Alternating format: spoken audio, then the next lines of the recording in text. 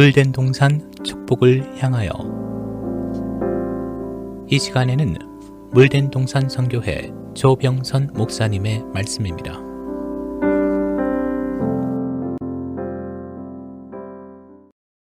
할렐루야, 평안하셨습니까? 조병선 목사입니다. 저는 지금 머리에서부터 가슴까지의 거리란 주제로 신명기 28장 1절 말씀, 내가 내게 명하는 그 모든 명령을 지켜 행하면 나는 이런 축복을 내게 주겠다. 이 말씀을 전하고 제 삶에서 일어난 간증을 하고 있습니다. 하나님이 어떤 분이신가? 그분은 우리가 우리의 수준의 축복을 찾아다니지 않고도 그 말씀을 듣고 행하여 지키면 예비된 축복을 갚아주시겠다는 자비하신 분이십니다. 그런 의미에서 우리의 신앙의 삶에서 진정으로 깨달아야 할 것이 무엇인가? 하나님은 당신의 의지로 모든 것을 행하시지 않고 우리의 의지를 존중해 주신다는 사실인데 그 이유는 하나님이 우리를 하나님의 형상으로 지으셨기 때문입니다. 그런데 한편으로 슬프고도 민망한 것은 내가 가진 것을 모두 버리면 좋은 걸 줄게 그 세미한 음성을 듣고도 인간이 갖는 보편적인 생각이 여전해서 계산하는 버릇 때문에 머리에서 가슴까지 오는 시간이 자그만치 5년이나 걸렸음을 여러분께 간증을 했습니다. 그런데 모든 것을 다 버리니 하나님께서 넓고 밝은 집을 주셔서 남편도 저도 이상하게 마음이 오히려 더 편해. 아이들 대학 다 잘 졸업했고 결혼들 다 잘했고 딸내는 싱가포르에 아들내는 LA에 살아서 정말 말씀을 연구하는 데 최적의 조건을 가지고 열심히 교단에 인도하여서 개척교회 했었고 그리고 그 건은 잊고 살았습니다. 그런데 2010년도에 저를 인도해 주셨던 감리교 신학교 학장님의 추천으로 캘리포니아 버클리에 있는 웨스트 미국 침례 신학대학원을 다니게 됐습니다. 그런데 논문이 거의 마무리될 즈음 부주임 교수님이 그레이스조 목사는 성서가 제시하는 정죄, 비판, 성향의 해결 방안이란 제목에서 어떻게 내용적으로 전시대 백성에게 내리신 제목이 무엇인가? 선악과 의미가 무엇인가? 선악과의 촉론을 쓸 수 있었던 그 배경? 성경에서 제시하는 목욕이 무엇인가? 목욕한 자인가 발만 씻은 자인가? 다윗과 아벨과 십자가의 오른쪽 강대 목욕 장면을 어떻게 제시할 수 있었는가? 성경 해석론을 논문의 한 챕터로 집어넣으라는 요청을 받았습니다. 저는 1996년에 남편이 서울에서 사다 준 베델에서 나오는 CD와 비교적 컴퓨터를 일찍 사줘서 혼자 오랫동안 성경을 연구하면서 저절로 익힌 내용인데 어떻게 제 해석 방법을 써야 하는가 마음이 많이 아득해졌지요. 그래서 고민하다가 기존의 성경 해석 방법과 비교해서 제 해석 방법을 써서 제출했습니다. 근데 성도 여러분, 제가 제 해석 방법을 쓰면서 그동안 잊고 살았던 좋은 것을 주마하셨던 그 좋은 것을 아버지께서 이미 주셨는데 몰랐다는 사실을 처음으로 깨닫게 되었습니다. 왜냐하면 배달에서 나온 CD랑 컴퓨터만 있으면 저는 시간이 걸려서 그렇지 성경에 제시되는 모든 비유를 성경에서 찾아낼 수 있는 비법을 알게 되었기 때문입니다. 그래서 성경에서 우리가 반드시 알아야 할 주제를 25년 동안 연구해서 주제별 촉론을 많이 만들어낼 수 있었고 성경의 결론인 계시록이 비와 상징으로 되어 있어 모두들 풀기가 어렵다고 했지만 제 방법으로 하면 거의 풀 수가 있었던 겁니다. 제가 성경을 연구하면서 깨달은 것은 목회에서 가장 중요한 것은 목사가 성경의 말씀을 가장 성경적으로 해석하는 것이라고 생각했습니다. 그런 면에서 목회를 정의하는 시각은 여럿이지만 성서 해석은 목회 중심이요. 목회자의 자세가 중요하다고 생각을 해왔지요. 그러므로 저는 그동안 성경 해석의 방법론으로 성경의 해석자는 성경이다. 성경을 인간이 각기 자기 해석을 하기 시작하면 더 이상 성경의 역할을 할 수 없기 때문입니다. 그러므로 영적인 눈이 열리면 성경이 희미하였던 것이 점점 분명하게 확대되어 열려가니까 시작을 통해서 결론에 이르거나 결론을 통해서 다시 시작과 여정을 되돌아볼 수 있게 성경을 만드신 것을 발견하게 되었습니다. 다음 5구절은 제가 성경을 연구하면서 나라와 민족과 방언과 세대를 초월해서 하나님의 뜻을 깨달을 수 있는 성경 해석의 핵심 내용이요. 성경 전체를 연구하고 해석할 수 있는 성경 해석의 원리와도 같은 말씀이라고 생각합니다. 첫째는 로마서 2장 28절에서 29절 말씀입니다. 대저 표면적 유대인이 유대인이 아니요 표면적 육신의 할례가 할례가 아니라 오직 이면적 유대인이 유대인이며 할례는 마음에 할지니 신령에 있고 의문에 있지 아니한 것이라. 그 칭찬이 사람에게서가 아니요 다만 하나님에게서느니라. 하나님은 표면적인 내용을 통해서 이면적인 뜻을 깨닫게 해주셨습니다. 이스라엘이 출애굽해서 홍해를 건넜는데 바울은 그것을 세례로 재해석하였지요. 또한 표면적 유대인이 유대인이 아니요 이면적 유대인이 유대인이라 하시니 하나님은 유대인이란 단어 속에 혈통은 유대인이 아니지만 영적 유대인이 되어야 할 길을 열어놓으신 것입니다. 육신의 할례하지 않았지만 마음의 할례를 했다면 이면적 유대인으로서 부족함이 없는 길을 열어주신 것이지요.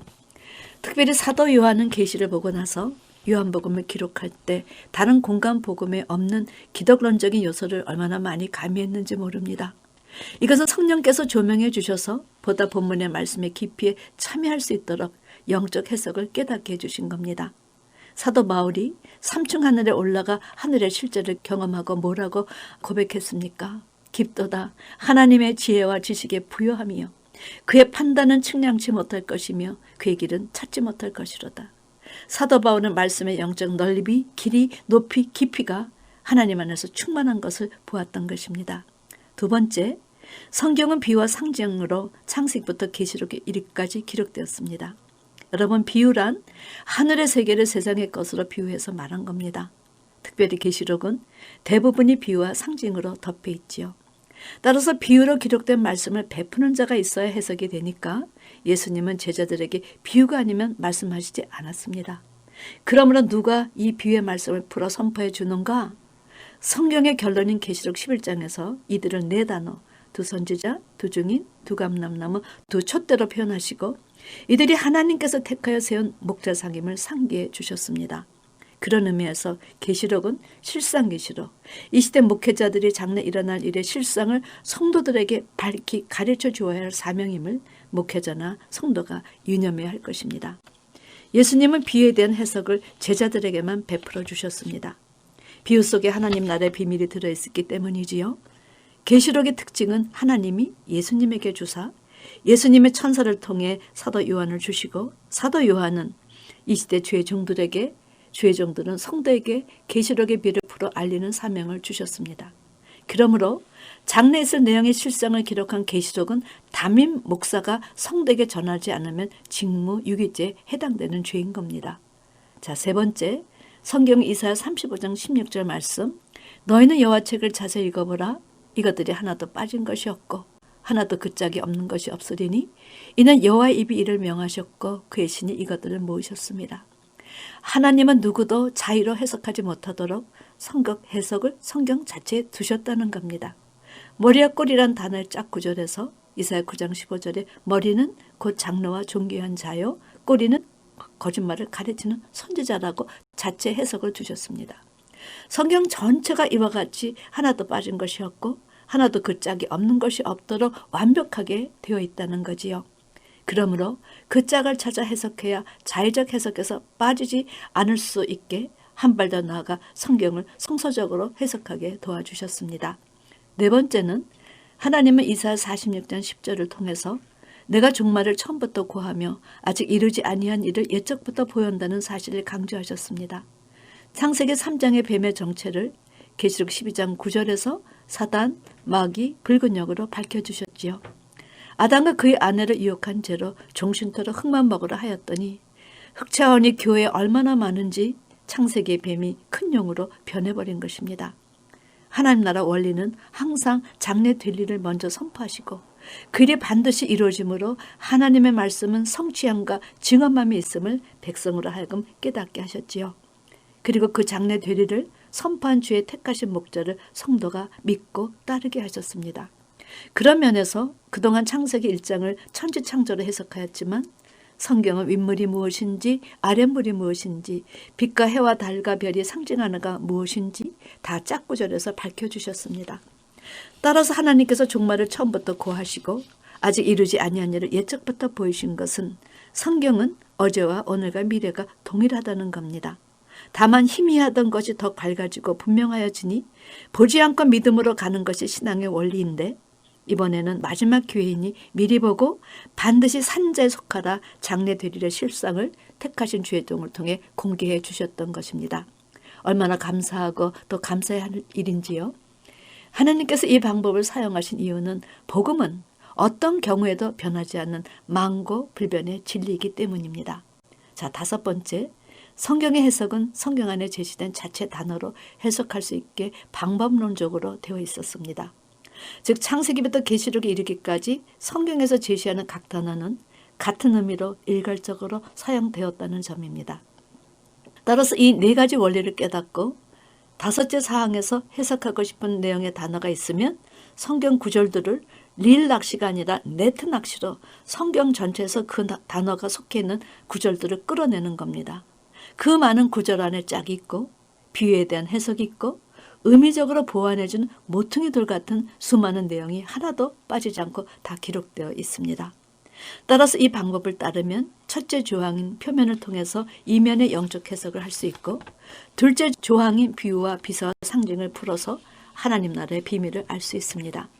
셋째 조항을 통해 짝을 찾아 하나도 빠지지 않게 내용을 깨달을 수 있으며 넷째 조항에서 계시록에 제시된 내용은 구약의 예언서에 집중되어 있어 5째 조항인 네트 낚시로 모든 구절을 구약에서부터 계시록에 이르기까지 구절을 꺼내서 문자적, 역사적, 상징적 해석의 모든 것을 만족시킬 수 있었다는 사실입니다. 성도 여러분, 이 방법은 개인적으로 영과다 깨달은 것이기 때문에 감히 대신학자 앞에서 주장할 수 없어 본인의 목회에서 신중히 이런 방법을 통해 계시록의 비유적인 실제 의미를 보완해서 제시할 수 있었지요. 저는 성서적 해석에 있어 과거 해석자들의 장단점을 볼 수 있었습니다. 이 새로운 해석에서 깨달은 사실은 구약의 예언서의 중요성이었습니다. 성경의 보화는 다 예언서에 집중되어 있었지요. 그래서 저는 예언서를 보화의 창고라 이름을 지었습니다. 사무엘상부터 역대기까지 안에 제시된 이스라엘의 역사적 내용을 다시 한번 예언서라는 이름으로 재조명해 주신 것에서 그 중요성이 반짝이고 있었습니다. 계시록에 기록된 상징은 장래 일어날 실상이지만 계시록 자체에서는 설명이 거의 없었습니다. 그런데 예언서에서는 역사적으로 이미 일어난 사건이기 때문에 설명이 자세히 들어있다는 점이었습니다. 그런 의미에서 계시록에 기록된 내용 65% 이상이 구약의 내용인 것은 서로의 연관성이 있기 때문이며 본인의 해석 방법은 성경 전체를 오가며 문자적, 영적 해석을 화합하여 이끌어낼 수 있는 장점이 있었던 것을 발견했습니다. 이로 인하여 사도 요한의 요한복음과 공간복음이 구별되고요. 사도 바울의 서신서에서 수많은 영적, 신학적 해석이 나올 수 있었던 것은 바울과 요한이 계시를 보았다는 공통점을 갖고 있었기 때문입니다. 저는 계시록을 연구하고 나서 창세기 1장부터 다시 재조명해야 했습니다. 창세기 1장이 육적 천지 창조에 대한 내용이 아니라 성경 전체 하나님이 그의 나라를 어떻게 경영할 것인가에 대한 내용이지 결론에 해당되었기 때문에 그 충격은 말할 수 없이 컸습니다. 그러나 감사하고 또 감사한 것은 하나님께서 남편을 통하여 시대를 일찍 구익해 하여 주시고 저를 이끌어주신 학자님을 통해 제가 연구한 내용을 논문으로 신학대학원에 제출하게 하심으로 성경에 해석할 수 있는 그 방법이 위로부터 주신 좋은 것을 주마에 대한 하나님께서 버린 것에 대해 갚아주신 것을 깨닫고 얼마나 가슴이 뭉클했는지 엉엉엉엉 울어버렸습니다. 그런데 이것을 깨달아 머리에서 가슴으로 오기까지 또 17년이란 세월이 흘렀다는 겁니다. 이번에도 얼마나 무지몽매한 저였는지요. 그럼에도 불구하고 버리라는 것을 버렸다는 그 하나의 이유만으로 성경을 해석할 수 있는 이 좋은 선물을 주신 하나님을 어찌 찬양하지 않을 수 있겠습니까? 말씀을 순종할 때마다 갚아주시는 하나님을 찬양하는 여러분과 제가 되기를 주님의 이름으로 축원합니다. 아멘.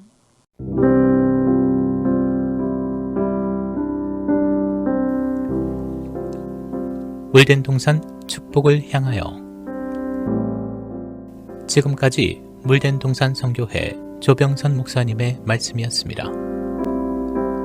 물된 동산 선교회는 540 앨런데일 드라이브 212호 윌링에 위치해 있으며 상담 문의는 전화 847-341-0330 341-0330번으로 연락 주시기 바랍니다.